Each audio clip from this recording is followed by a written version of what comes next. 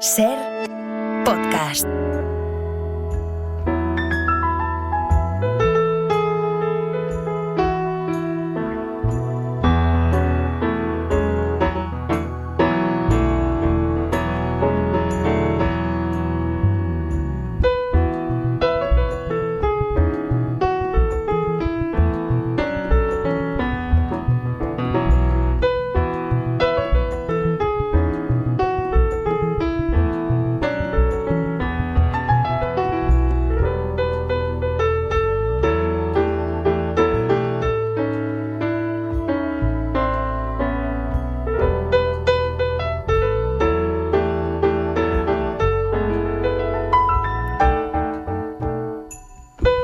Desde París, como cada mañana de domingo, Marc Bassets, corresponsal del País en la capital francesa. ¿Cómo estás, Marc? Buenos días. Hola, Javier. Buenos días. Bonjour. De vuelta de Marsella, por lo que veo, ¿no? Sí, ya en París. Oye, he leído tu reportaje, me ha parecido muy interesante porque aquí tenemos siempre este debate sobre los bienes de la familia Franco, la devolución al Estado, la devolución a la ciudadanía española, al fin y al cabo. Saber que en París hay una especie de escenario de fondo de palacios que pertenecen a dictadores africanos, cuando parte de África pertenecía a Francia, ¿no? Sí.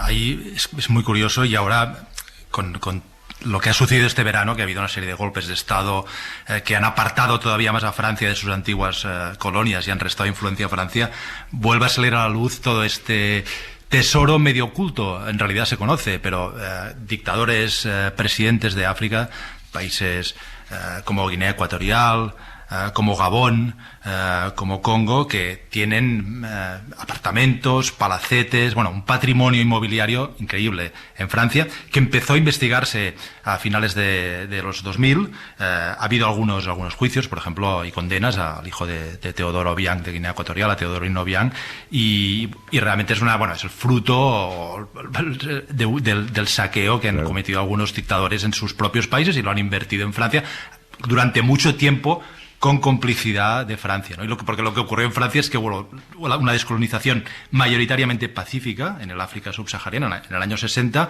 y después una relación muy estrecha, muy incestuosa, a veces con prácticas muy inconfesables entre Francia y las antiguas colonias, y esto forma parte de todo esto que se ha venido a llamar la France-Afrique, la Francia-África, ¿no? Que es como una sola palabra que describe estas complicidades. Claro, eran sátrapas que con el dinero robado a su pueblo se compraban grandes palacios en París y se creían que eran mejores de lo que eran, pero yo no sé si hay algún movimiento para fomentar la expropiación y la devolución de esos palacios. Sí. De hecho, en el 2007 una pequeña ONG y una persona que trabajaba ahí, Jean Mercart, con el que tuve la ocasión de hablar, un tipo fantástico, que realmente es uno de los héroes de esta historia, hizo un informe junto a un becario que acaba de entrar en la ONG. Se pusieron a buscar, hicieron un informe donde ya detallaban cuáles eran todas estas propiedades, y esto puso en marcha procesos judiciales, algunos todavía abiertos, otros, como decía, como el de Obiang, ya ha habido incluso una condena, pero por ejemplo la familia Bongo, que acaba de ser desalojada del poder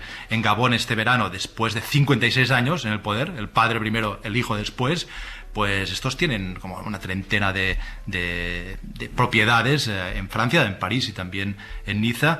Hay una investigación, hay un proceso judicial abierto y habrá un juicio seguramente, dicen que en el 2025. Segundo invitado en el estudio que ha torcido el gesto cuando has dicho Gabón, tiene cosas que contar, así que como están esperando vamos a empezar. Venga.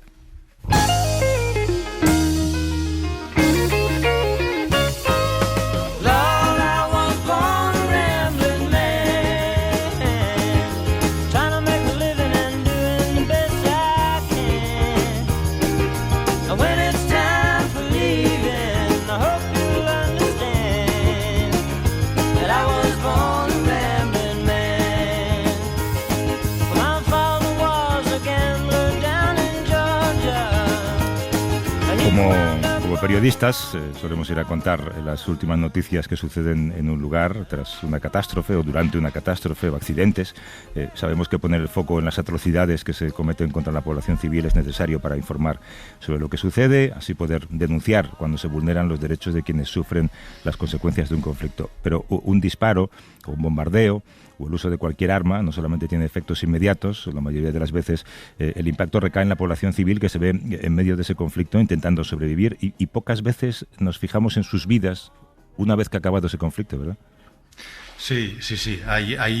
Hay un tipo de armas, como son las minas antipersona, que dejan secuelas, no solo secuelas, sino que impactan cuando las guerras han terminado. Cuando han pasado muchos años sigue muriendo gente porque pisa las minas y quedaría. Y esto es lo que cuenta, lo que cuenta Gervasio Sánchez en Vidas minadas, un libro que recomiendo y que es la obra de una vida, este libro del periodista, fotógrafo, fotoperiodista Gervasio Sánchez, que se ha pasado un cuarto de siglo siguiendo las vidas de personas heridas por las minas antipersonas, ¿no?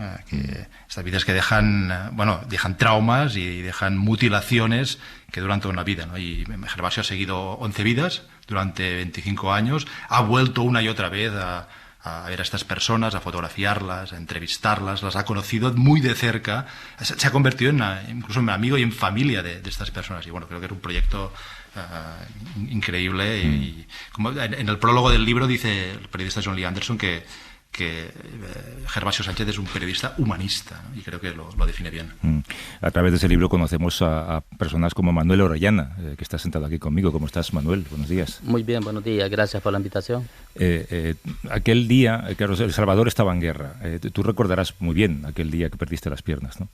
Sí, era muy pequeño cuando comenzó la guerra de El Salvador. Tenía solamente 9 años. Viví toda mi juventud en guerra. Luego teníamos problemas económicos, teníamos que ir a trabajar a zonas que estaban minadas y fui al volcán de San Salvador, que íbamos a cortar café ahí. Allí, un 12 de diciembre de 1991, tuve la mala suerte de pisar una mina, ya faltando un mes, 4 días para que firmaran los acuerdos de paz en El Salvador. O sea que logré la despedida de la guerra, siendo una persona civil, pero por la necesidad tenía que ir a cortar café a ese volcán. Así fue como perdí mis pies.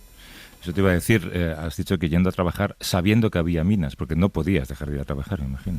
Así es, sí, todo el país estaba en guerra, en todos lados sabía que había minas, de un lado a otro podía uno poder pisar una mina. ¿Recuerdas los sentimientos en los días posteriores, lo que pensabas? Sí, la verdad, después de perder mis 2 pies, sí, fue muy duro, porque siendo una persona joven, con 20 años, después de perder mis 2 piernas, lo primero que me puse a pensar, decía yo, ¿y de qué voy a vivir? ¿Cómo voy a volver a salir adelante? No fue muy fácil eso y para mí desde ese día ha sido muy duro. ¿Y cómo has salido adelante? Bueno, después de los acuerdos de paz, la Unión Europea llevó a El Salvador un proyecto para las personas discapacitadas, tanto civiles como militares y de la guerrilla, para que aprendiéramos oficios. Fue así como yo pude aprender un oficio de costura. Con un gran esfuerzo me tocaba ir muy lejos a aprender con muletas y todo. Cuando me dieron mis primeras prótesis, así fue como fui a aprender un curso de costura. Desde ahí he venido trabajando, haciendo camisetas en mi casa con mi esposa. Y has construido una familia, supongo que habrás necesitado muchas prótesis en este tiempo. Sí, gracias a Dios tengo una familia, una esposa que quiero mucho, a mis hijos, tengo 4 hijos y prótesis de la que tengo el problema que perdí mis piernas he cambiado por lo menos unas 8 veces. 8 veces. Sí. Mucho dinero, si no tuvieras ayudas, ¿no? Sí. Gervasio Sánchez, ¿cómo estás, Gerva? Buenos días. Hola, buenos días. A ver, porque este micrófono tiene algún problema. A ver ahora. Hola, ¿qué tal? Ahora sí. Bueno, claro, la historia de Manuel, tú la conoces desde hace 25 años. Lo más bonito de este libro y de este relato y de estas fotografías es ver esa evolución, ¿no? Ver cómo una vida destrozada por una mina, esas minas contra las que tú llevas toda tu vida luchando, esa vida se puede reconstruir. Antes que nada, Javier, como estaba cabeceando cuando hablabais de Bongo y de los africanos, Bongo se movilizaba con un 747 como presidente de Gabón, Obiang, Otto Sátrapa, Dos Santos en Angola, su hija en busca y captura siendo la mujer más rica de África, una vergüenza tremenda, pero no solamente para Francia, también para España, sino que le pregunten a moratinos y a algunas personas que tuvieron mucha relación con Obiang, ¿no? La verdad es que se puede reconstruir una vida, y la vida de Manuel es para mí es el anclaje que a mí me permite seguir creyendo en el ser humano. Él tiene 4 hijos, de los que 3 han llegado a la universidad, cosiendo camisetas, Javier, cosiendo camisetas en El Salvador con su encantadora mujer Edith, que es una mujer también impresionante, y esto hace claro, digamos, o a mí me aclara que todavía hay personas que luchan por la supervivencia con dignidad y habiendo sido afectados por la guerra como civiles, son capaces, o por las posguerras, porque las minas tienen más efecto mortífero durante las posguerras, han sido capaces de crear una familia con gran dignidad en países muy afectados por la violencia, porque la guerra de El Salvador, que yo cubrí durante 8 años, duró 12 años, pero las posguerras con las maras ha sido también tan violenta como con ella. Y él vivía claramente en un barrio afectado por las maras desde prácticamente el final de la guerra civil de El Salvador. Sí, es una convivencia con la violencia. Ahora hablamos de las maras. Marc, aquí sí. están Manuel y Gervasio. Hola Manuel, hola Gervasio. Hay una foto en el libro que a mí me parece extraordinaria, que se ve, intento describirla, aunque describir una foto siempre es complicado, pero se ve a Manuel sentado al borde de una piscina y a su hijo, me parece, lanzándose a la piscina. Es un instante, creo, que dice mucho. ¿Me podríais contar, Manuel y Gervasio, ese momento, cómo fue la fotografía y qué significa esta foto? Sí, una foto muy bonita. Gervasio, cuando fue a El Salvador, los invitó con mis hijos, Tania y Manuel, y mi mamá y mi papá, a un lugar así que fuéramos a divertirlos un día. Y sí, una foto muy bonita. Cuando veo esa foto, que mi hijo se tira encima de mí, es muy emocionante ver eso, la alegría.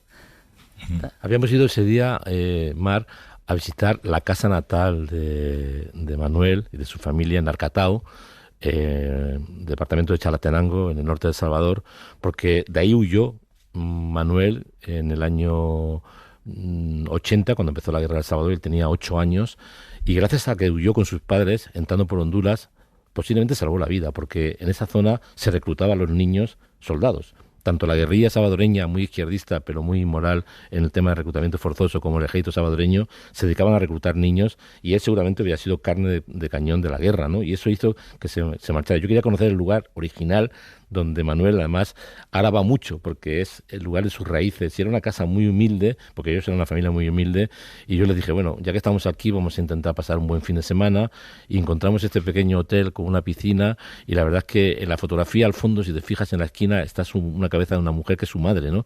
Su madre, que tiene 87 años, y que todavía, digamos, es una mujer con una fortaleza, igual que su padre, impresionante, ¿no? Y digo, insisto, Manuel, es la historia de cómo las personas víctimas de la guerra dan lecciones a los grandes gestores de la violencia, que es un conglomerado de políticos, banqueros y empresarios que no tienen moral, son inmorales, y que hacen un daño tremendo por sus continuos,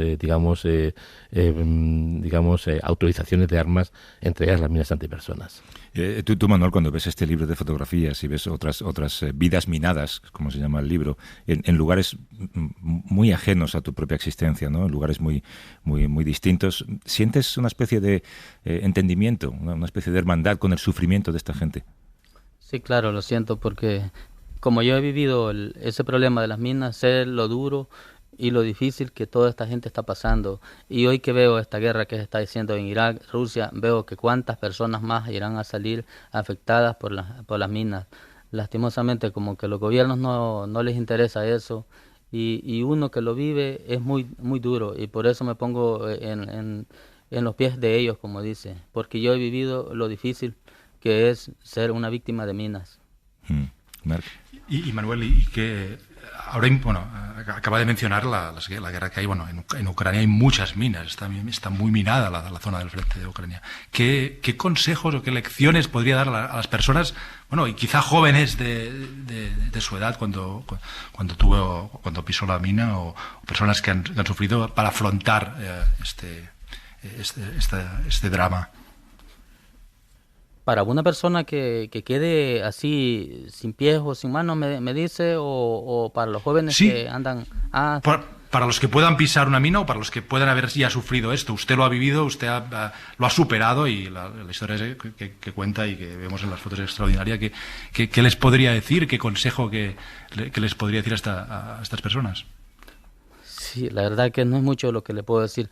Es que el problema para una persona víctima de minas es bien difícil. Tiene que tener mucho apoyo moral de la familia, mucho apoyo de todo el mundo, porque no es fácil vivir de pensar que uno ha tenido sus pies o sus manos, su vista, bueno, y después quedar, no es fácil, pero yo lo que les puedo decir que la vida sigue, es de echarle ganas.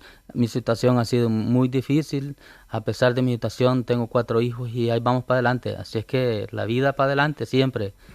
Y de hecho, si no te importa, Javier, en Ucrania va a haber un problema serio con el tema de minas. Yo he estado recientemente en Ucrania y puedo asegurar que cuando me bajaba del coche en zonas arrasadas por los combates, pero arrasadas kilométricamente hablando, tenía mucho cuidado donde ponía los pies, porque yo conozco muy bien dónde están las minas y hay minas por muchísimos sitios. ¿Y qué pasa con las minas? Las minas las plantan los combatientes, da igual cuál sea su ideología, todos son iguales, y cuando acaba la guerra se dejan ahí. Están sembradas y evidentemente los campesinos, la gente del lugar regresan, tienen que volver a cultivar la tierra y ahí empiezan los accidentes. Puede pasar en Camboya, en Afganistán, en El Salvador, en Nicaragua, en Colombia o en Angola y Mozambique, que son los países, entre otros, los que han estado presentes en este proyecto.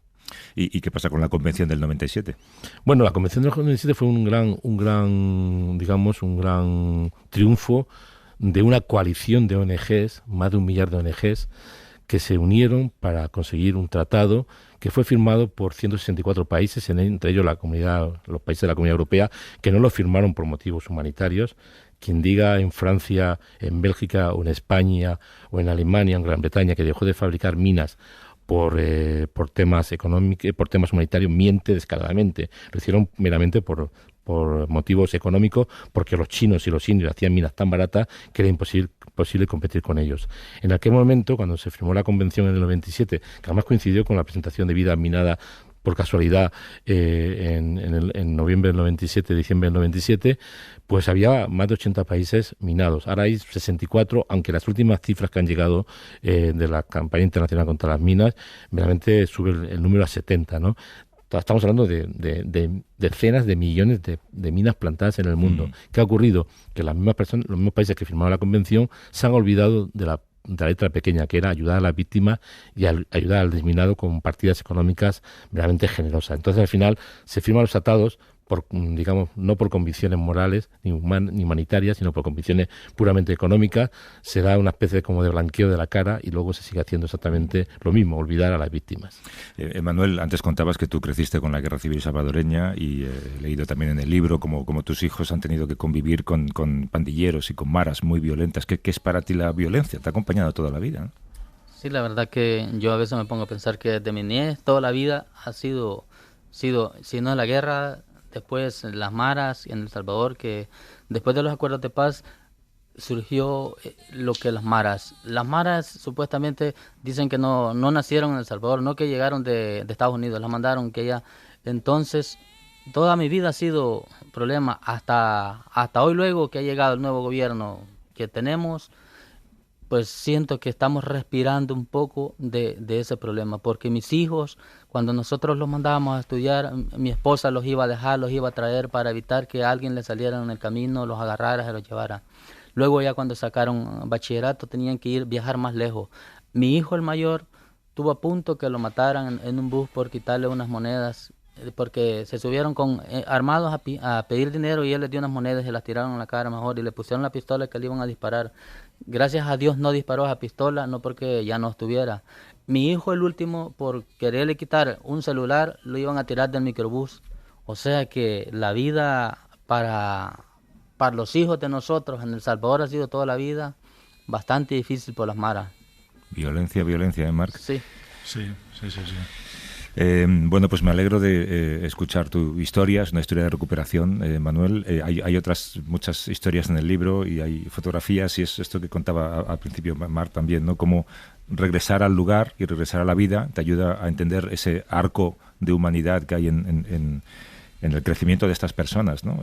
¿Alguna te ha impactado especialmente, Gervasio? No tienes preferencia, salvo que alguien ha puesto Gervasio a su hijo, lo cual te ha llegado al alma, ¿no? Sí, bueno, la verdad es que las historias de vidas minadas forman parte de mi familia universal. De hecho, conozco más problemas o más alegrías de estas personas que de mi propia familia, ¿no? Y además ahora con las nuevas redes sociales, con WhatsApp, es mucho más fácil comunicarme, ¿no? Hay historias muy duras.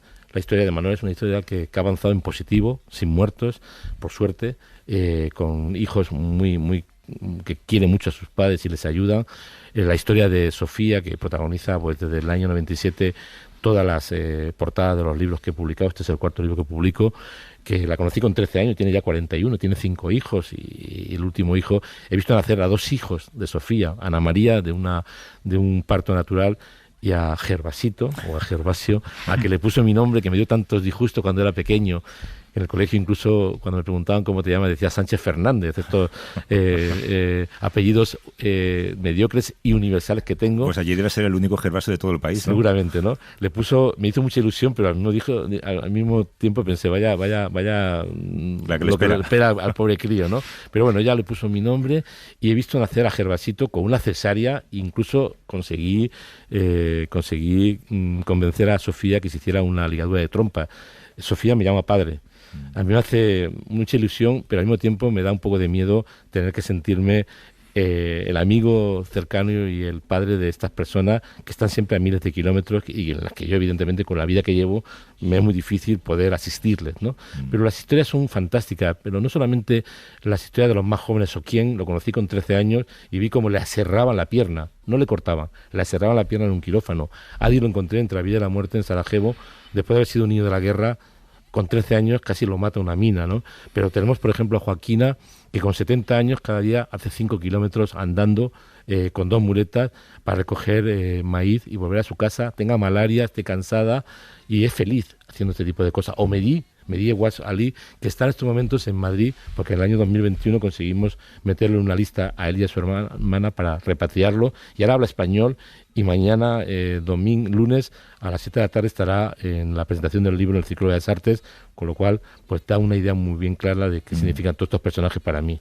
Presentando este libro, Vidas Minadas, que no es un libro, como decía Marc, es más un proyecto de vida casi, son 25 años. Ahora, antes me estaba acordando, y lo he visto en la cronología, cuando lo presentaste en Washington, en la sede de la OEA, en el Museo de las Américas. Ahí nos vimos por primera vez, creo, ¿no? Sí. Javier, aunque nos conociéramos radiofónicamente, hemos estado en unos programas conjuntos, sí. En la Casa de Mete, también estuvo en el edificio de Naciones Unidas. ¿Te acuerdas lo que les impactó a mis hijas, la exposición? Yo me acuerdo que eran muy pequeñitas y se quedaron muy sorprendidas. De hecho, Manuel vino a acompañarme a Estados Unidos en la presentación en la OEA, pero también estuvo la exposición en el edificio de Naciones Unidas, y era increíble porque durante 2 meses cualquier dignatario que pasara a las Naciones Unidas tenía que pasar por delante de la exposición, ¿no? Al final no es que sirva para mucho, ¿no? Mira, Javier, yo sinceramente creo que hay un problema digamos, serio en el tema del tratamiento de todo este tipo de infiernos contra los civiles. El negocio de las armas no tiene remedio. En este país, por ejemplo, que es la 6ª potencia del mundo en venta de armas, es una vergüenza de todos los puntos de vista, gobernantes como Zapatero, que sextuplicó la venta de armas españolas, sextuplicó, significa que multiplicó por 6 las armas que vendíamos cuando se marchó Aznar del poder, 400 millones a 2.400, o por ejemplo el señor Rajoy, que duplicó las armas que había dejado, digamos, sextuplicadas Zapatero, o el gobierno actual, el más izquierdista de la historia de la humanidad, que parece que los demás somos a su lado unos aprendices de brujos, ¿no? Que en los primeros 6 meses del 2020 autorizaron 22.000 millones en armas en este país, la Entente, PSOE, superprogresista, y Podemos, ¿no? Esto me parece vergonzoso. Luego algunos de estos contratos no se llevaron a cabo por culpa de la pandemia. Estamos en un momento en el que empezamos a decir las cosas por su nombre, realmente va a ser muy difícil que veamos un mundo un poquito mejor. Yo no soy un pacifista, lo que no soy es un cínico. Mañana la presentación, como dices, con Viggo Mortensen, si no recuerdo mal, sí. Y suerte con el proyecto, ojalá lo vea mucha gente, ojalá compre el libro mucha gente, y Manuel Orellana, mucha suerte con el resto de tu vida, y gracias por venir. Gracias, Javier, para mí es un gusto estar aquí. Y Gervasio, un abrazo, gracias. Muchas gracias.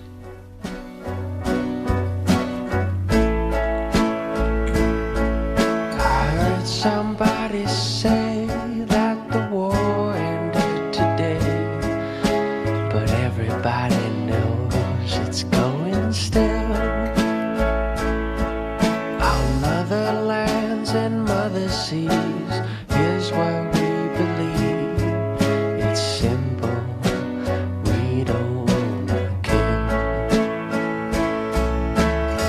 Ser Podcast.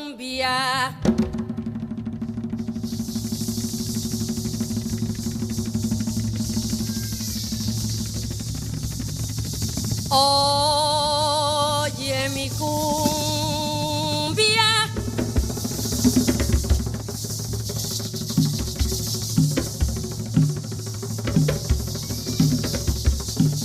rincón de amor,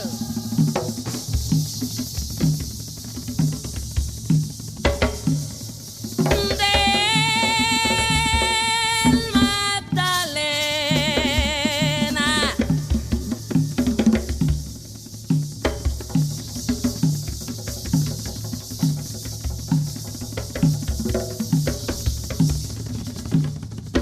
Quema del sol. Sigues por ahí, Marc, desde París, ¿no? Ahí estoy. Impactante la historia de Manuel, ¿eh? Y, Sí. y qué alegría de vivir también. Sí.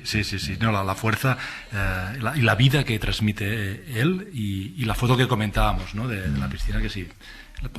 Quien pueda verla, miradla bien, porque es realmente una foto que transmite vitalidad y en este contexto me parece increíble. Ahora la pondremos en redes sociales para que la gente pueda verla. Mira, esto que vamos a escuchar ahora no se había podido escuchar nunca antes, es la primera vez, y es la voz de Gabriel García Márquez. Existe una cassette que creo que la tiene Carlos Fuentes, que para los fetichistas podía ser muy interesante. Es un lado completo de canciones de la Revolución, corridos de la Revolución Mexicana, cantados por Carlos Fuentes y por mí, y del otro lado tangos cantados por Julio Cortázar. Yo sé que existe, no sé dónde está, ni la he oído después, pero sé que existe y recuerdo exactamente la noche que la grabamos y cómo la hicimos.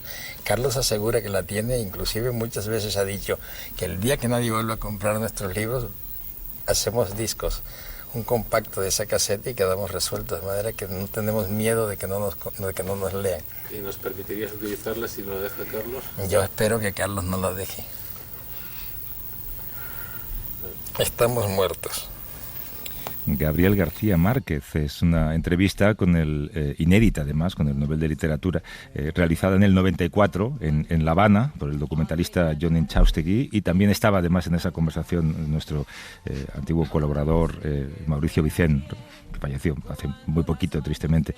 Y después de estar casi 30 años esa cinta sin aparecer, esa cinta guardada, la entrevista va a ser el centro de conversación de la revista Tinta Libre, que en colaboración con El País e Infolibre van a publicar mañana lunes su primer número de trabajo conjunto, digamos. La idea, dicen que es la idea de la revista es publicar materiales que iluminan el presente sin las prisas de la actualidad. De hecho, escuchar este tipo de grabaciones, Marc, ¿cómo nos gustaría escucharlas? Otras voces guardadas en el armario durante tantas décadas, ¿no? Sí. La voz y cómo lo dice y cómo lo cuenta, y parece que tengamos a Gabriel García Márquez, ¿no? Aquí en el estudio.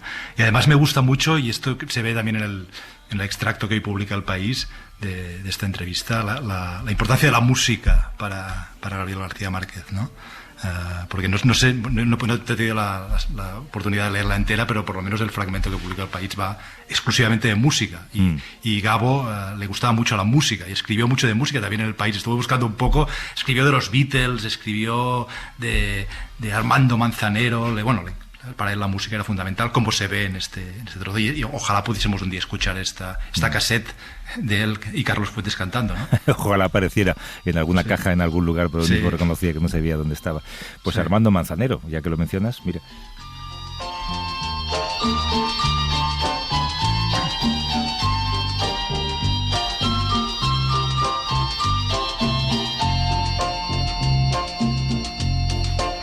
Parece que fue ayer cuando te vi aquella tarde en primavera.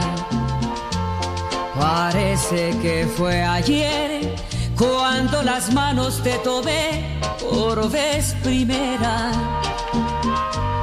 Soy tan feliz de haber vivido junto a ti por tantos años. Soy tan feliz de disfrutar algunas veces tus regaños. Parece que fue ayer, eras mi novia y te llevaba de mi brazo. Parece que fue ayer, cuando dormido yo soñaba en tu regazo.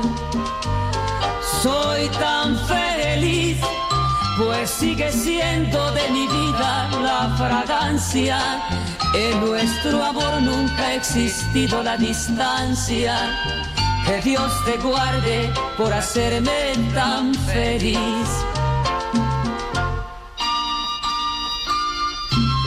La entrevista inédita con Gabriel García Márquez en esa publicación conjunta entre Tinta Libre y El País. Mañana se puede leer y desde luego hay que no solamente leerla, sino escucharla y hacer una especie de playlist con todas las músicas que cita Gabo en esa conversación. Queríamos hablar de una cosa también, Marc. En Estados Unidos llevamos una temporada con los ojos en el punto de mira por el envejecimiento de sus gobernantes y no se trata de un juicio por edadismo, digamos, o basado en eso, pero hay una legítima preocupación por lo que está pasando, por el estado de salud derivado de la edad de ciertos gobernantes, de ciertos legisladores, con condiciones y capacidades pues quizá algo mermadas, ¿no? Joe Biden va a cumplir 81 años en noviembre. Si fuese reelegido como candidato presidencial y lo consiguiera, se convertiría en la persona de mayor edad que gobierna el país. Donald Trump, si volviese a gobernar, no se quedaría muy lejos de Biden, tiene ahora 77 años, pero que hemos visto, y tú lo has visto igual que nosotros, a Mitch McConnell tambalearse y quedarse en blanco y sufrir una especie de mareo o pequeño ictus en ruedas de prensa. Hemos visto a Dianne Feinstein hace poco, que acaba de fallecer con 90, 91 años y ha estado durante los últimos 2 años luchando contra enfermedades graves y aún así conservando su escaño como senadora. Esto es lo que se llama, Marc, una gerontocracia, ¿no? Sí, a mí me recuerda, no sé si te recuerda a ti también, pero cuando éramos más jóvenes o pequeños y veíamos la Unión Soviética, aquellos desfiles en la Plaza Roja con Brezhnev, Andropov, Chernenko, todos aquellos ancianos que gobernaban la Unión Soviética. No, evidentemente no quiero comparar la democracia americana con la dictadura soviética, pero sí que en los últimos años se ha convertido en una democracia gobernada por gente no mayor, muy mayor. Y ahora, comparemos con Europa, ¿no? O sea, Sánchez, Rishi Sunak, Meloni, Macron, son jovenzuelos al lado de los que están gobernando en Estados Unidos. Y esto que tú citabas, a Biden, a Trump, a Mitch McConnell, que estos momentos en los que doloroso verlo, sí. Sí, se quedaba en blanco. Claro, tampoco, no todos son desventajas en que haya los mayores gobiernos, no sé. Yo creo que no hay que tener prejuicios, depende de la persona, porque tienen más experiencia, más sabiduría. En otros casos, como se ha visto, la edad tampoco no da más sensatez, ¿no? Esto se ha visto en Estados Unidos, ¿no? Pero yo me pregunto si no hay más jóvenes que hagan política, que sean que puedan gobernar en Estados Unidos. Y después no sé si esto en parte puede ser un reflejo de sociedades que envejecen, ¿no? Y quizá es una evolución natural que los mayores gobiernen sociedades mayores. Y no hablemos también del ejercicio de la justicia, porque en el Tribunal Supremo de Estados Unidos los cargos son vitalicios. Alguien puede aferrarse a ese cargo a pesar de tener sus facultades claramente mermadas, y así ha pasado, de hecho, con algunos jueces de demasiada edad como para tener ese sentido de la justicia, ¿no? Hablamos sobre esta gerontocracia que está gobernando Estados Unidos, y nos atiende Alana Moceri, que es profesora de Relaciones Internacionales en la EA University en Madrid. ¿Cómo estás, Alana? Buenos días. Hola, buenos días. ¿La edad de los candidatos es un síntoma de alerta de algo? Yo creo que no. Yo creo que sobre todo cuenta algo sobre nuestro sistema, pero también, como habéis dicho, que la percepción de la edad depende de la persona, porque Trump no tiene mucho menos años que Biden, pero no se percibe él como tan mayor como Biden. Biden lo parece un poco más. Trump es más dinámico. Y Bernie Sanders igual. Pero luego ver si Mitch McConnell que se ha congelado frente a las cámaras o Dianne Feinstein, que hemos perdido el viernes, que realmente ya no estaba para seguir en estos puestos, que requiere mucha energía, mucho mucha vitalidad y entonces, pero estamos hablando de sistemas de gobierno muy distintos entre los países europeos, sobre todo España y los Estados Unidos, y nuestro sistema en los Estados Unidos da una ventaja. Hay una doble moral, ¿tú crees, en los juicios que se hacen con unos y con otros gobernantes por su edad? ¿Es esto que dices? Quizá a alguien con aspecto más energético y sobre todo con demasiada masculinidad, como Donald Trump, se le perdona más la edad que a alguien como Joe Biden. Sí, y por ejemplo, que hemos visto también es que Dianne Feinstein, la primera mujer para estar tan mayor en el Senado, pero hemos visto muchos senadores y congresistas con mucha edad, hombres que no han sido tan criticados. Es verdad que había un momento en los últimos meses que Feinstein tenía un puesto muy importante en un comité, pero es que también parece que no somos tan justos a las mujeres como los hombres, o no perdonamos tanto la edad igual que con los dos. Hola, Alana. Pero hay un debate, me parece, en Estados Unidos y en el Partido Demócrata sobre Biden. ¿Qué hacer con Biden? ¿No? Porque creo que muchas personas están de acuerdo en que su balance no es malo, ha hecho cosas positivas, pero también hay quien piensa que debería renunciar a volver a presentarse. Él quiere volver a presentarse a las próximas elecciones. ¿Qué te parece? ¿Que debería abandonar Biden y ceder el puesto a alguien más joven para competir presumiblemente con Donald Trump?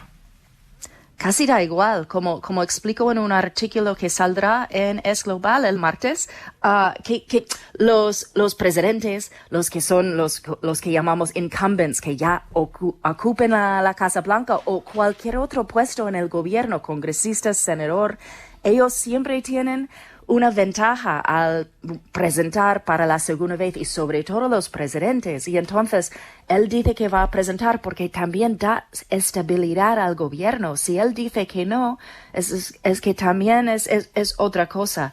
Hay el otro lado también, que él es la persona que ha ganado contra Trump, y los demócratas tienen mucho miedo de otro mandato de Trump. Y entonces parece que es la cosa más prudente tener el candidato al lado de, bueno, hay muchos demócratas que claro que quieren presentarse para la presidencia. ¿Quién no quiere, no? Eso es lo que hacen los políticos, quieren más y más poder. Pero bueno, es distinto porque Biden ahora es el presidente, y si quiere presentarse, va a presentarse, y es muy difícil que alguien, nadie en el partido quiere hacer un desafío, aunque hay algunos por ahí, porque esto puede hacer más débil su candidatura. Y eso es importante porque para los demócratas no quieren tener otro mandato de Trump, y eso es lo que hay mucho miedo. Pero entonces es más cuestiones de sistema y de costumbre históricamente en estos puestos. Pero sí, claro, hay mucha gente quejando ahora, pero hace 4 años sabían quién votar en las primarias, y sabían que es así, que suelen querer su segundo mandato. Entonces es una cuestión difícil, pero luego es como también los candidatos para el Senado que pueden seguir año tras año. Dianne Feinstein estuvo 3 décadas en el Senado para California, y ella, vuelven a ganar porque tienen recursos, están conocidos en su estado. Y también hay la gente que están cada vez viviendo más años, viviendo a edades más avanzadas. Entonces, eso es otra parte de por qué hay tanta gente tan mayor que no quieren dejar su poder, que ese es el otro lado que no es tan bueno. Pero hay ¿sabes? Es que es una cuestión de los votantes, pero los votantes suelen volver a los candidatos que conocen.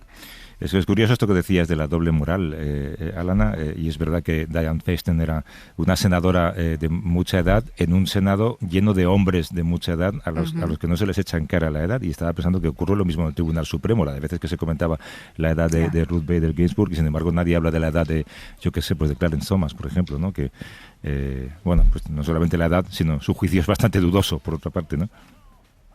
Sí, es que no es igual, es que depende del candidato, si te cae bien o no. Y algo que hay que decir sobre la administración de Biden es que han sido muy activos. Quizás no lo he calificado en detalle hace recientemente, pero que han hecho mucho legislación, han hecho muchas cosas aún más progresistas que la administración de Obama, porque claro, tienen mucho de la gente de Obama, no es solamente el presidente, pero es la gente que viene con ellos, y entonces claro, eso no consigue nada de amor para Biden, y es curioso porque exactamente la misma gente que le han votado están como sorprendidos que va a volver a presentar y es tan mayor, pero es como, mira, esa es la persona que has votado hace 4 años. Pero como explico, es que mucho de eso tiene mucho que ver con nuestro sistema. En un sistema parlamentario, tú entras en el gobierno porque te han puesto en una lista y es otra serie de decisiones y entonces no hace falta que construyes una carrera año tras año y empieces con un puesto pequeño, eres senador en el asambleo del estado y vas subiendo todos los niveles como es el sistema estadounidense, ¿no? Aquí puedes entrar directamente en el parlamento con una edad bastante joven, y entonces los sistemas también condicionan mucho lo de las edades. Alana Moceri, que es profesora de Relaciones Internacionales en la IE University en Madrid. Gracias, Alana. Un abrazo. Encantada. Chao. Gracias. Hasta luego. Gracias. Estaba pensando, Marc, he visto en algún sitio que cumple hoy 99 años Jimmy Carter, el expresidente, que además está en cuidados paliativos desde hace como 8 o 9 meses. Que gracias, Marc, como todos los domingos, y te escucho el domingo que viene. Un abrazo. Gracias, Javier, un abrazo. Vieillard tonitruant, soulevé par quelques femmes, cloué à la grande ours, craché sa dernière dent, en chantant Amsterdam. Mourir, cela n'est rien, mourir la belle affaire, mais vieillir, vieillir. Para no perderte ningún episodio, síguenos en la aplicación o la web de la SER, Podium Podcast o tu plataforma de audio favorita.